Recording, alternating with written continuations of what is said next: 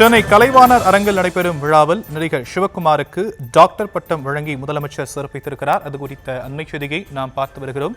விவரங்களை நம்முடைய செய்தியாளர் பாரி கார்த்திக் வழங்க நாம் கேட்கலாம். பாரி கார்த்திக், மேல் விவரங்கள்.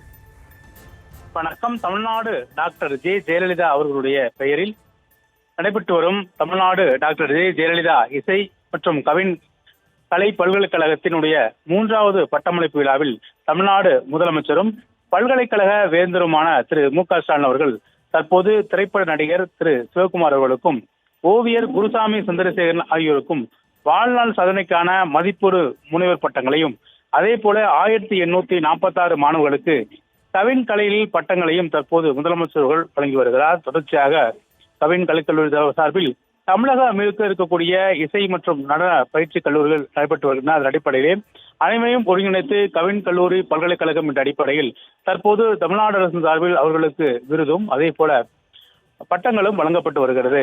தமிழ்நாடு முதலமைச்சரும் பல்கலைக்கழகத்துடைய வேந்தருமான திரு முதலமைச்சர் அவர்கள் நேரடி கட்டுப்பாட்டில் இந்த பல்கலைக்கழகங்கள் இயங்கி வருகிறது.